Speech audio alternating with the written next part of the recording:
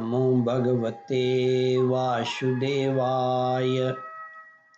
श्रद्धालु भक्तों, श्रीमद् भागवत महापुराण के 10वें स्कंद के उत्तरार्ध के 73वां अध्याय के अंतर्गत जरासंध के जेल से छूटे हुए राजाओं की विदाई और भगवान का इंद्रप्रस्थ लौट आना का प्रस्तुतिकरण करूंगा।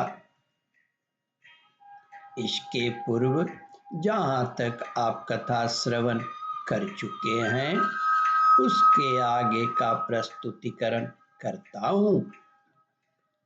भगवान श्री कृष्ण ने कहा, नरपतियों, बड़ी सावधानी से मन और इंद्रियों को वश में रखकर यज्ञों के द्वारा मेरा यजन करो और धर्म पूर्वक प्रजा की रक्षा करो। तुम लोग अपनी वंश परंपरा की रक्षा के लिए, भोग के लिए नहीं, संतान उत्पन्न करो और प्रारब्ध के अनुसार जन्म मृत्यु, सुख दुख, लाभ हानि जो कुछ भी प्राप्त हो उन्हें समान भाव से मेरा प्रसाद समझकर सेवन करो और अपना चित्त मुझ में लगाकर जीवन बिताओ। देह और देह के संबंधियों से किसी प्रकार की आसक्ति न रखकर उदासीन रहो। अपने आप में आत्मा में ही रमन करो और भजन तथा आश्रय के योग्य व्रतों का पालन करते रहो। अपना मन भली भांति मुझ में लगाकर अंत में तुम लोग मुझ ब्रह्म स्वरूप को ही प्राप्त हो जाओगे। श्री सुखदेव जी कहते हैं, परीक्षित, भुवनेश्वर भगवान श्री कृष्ण ने राजाओं को यह आदेश देकर उन्हें स्नान आदि कराने के लिए बहुत से स्त्री पुरुष नियुक्त कर दिए। परीक्षित, जरासंध के पुत्र सहदेव से उनको राजोचित वस्त्राभूषण, माला, चंदन आदि दिलवाकर उनका खूब सम्मान करवाया।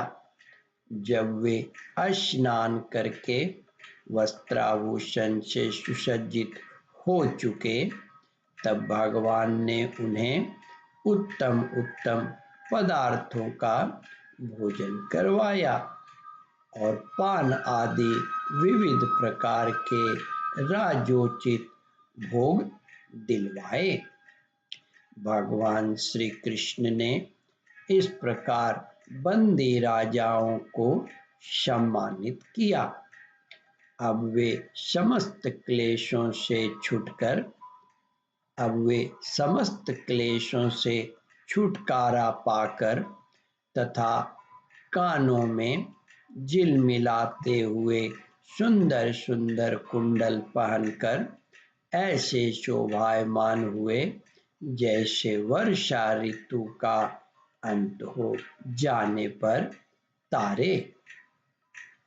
फिर भगवान श्री कृष्ण ने उन्हें सुवर्ण और मणियों से भूषित एवं श्रेष्ठ घोड़ों से युक्त रथों पर चढ़ाया, मधुर वाणी से तृप्त किया और फिर उन्हें उनके देशों को भेज दिया। इस प्रकार उदार शिरोमणि भगवान श्री कृष्ण ने उन राजाओं को महान कष्ट से मुक्त किया। अब वे जगतपति भगवान श्री कृष्ण के रूप, गुण और लीलाओं का चिंतन करते हुए अपनी अपनी राजधानी को चले गए।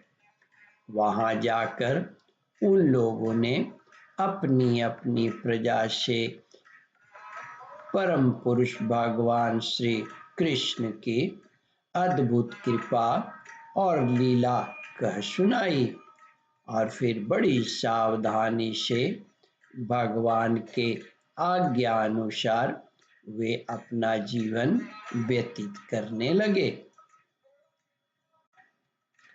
श्री सुखदेव जी कहते हैं, परीक्षित, इस प्रकार भगवान श्री कृष्ण भीमसेन के द्वारा जरासंध का वध करवाकर भीमसेन और अर्जुन के साथ जरासंध नंदन सहदेव से सम्मानित होकर इंद्रप्रस्थ के लिए चले।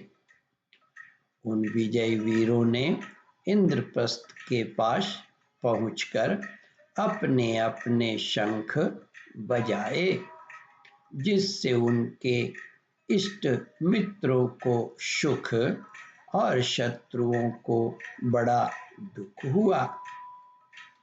इंद्रप्रस्थ निवासियों का मन उस शंख ध्वनि को सुनकर खिल उठा। उन्होंने समझ लिया कि जरासंध मर गया और अब राजा युधिष्ठिर का राजसूय यज्ञ करने का संकल्प एक प्रकार से पूरा हो गया।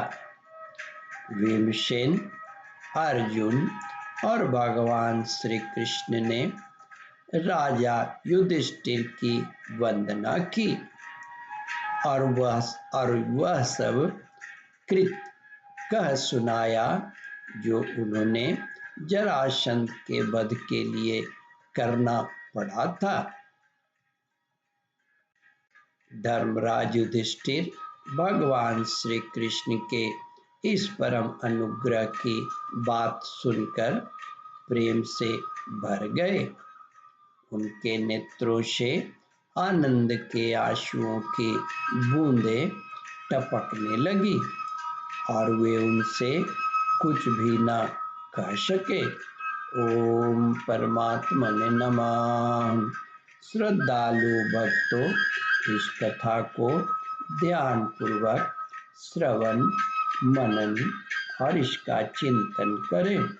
इस कथामृत का रसास्वादन अपने बंधु बांधवों को भी करावे। इस वीडियो को शेयर और सब्सक्राइब करें। ओम परमात्मने नमः। श्रद्धालु भक्तों, यहाँ पर 73वां अध्याय समाप्त होता है। इसके आगे 74वां अध्याय प्रारंभ करूंगा। ओम नमो भगवते वासुदेवाय।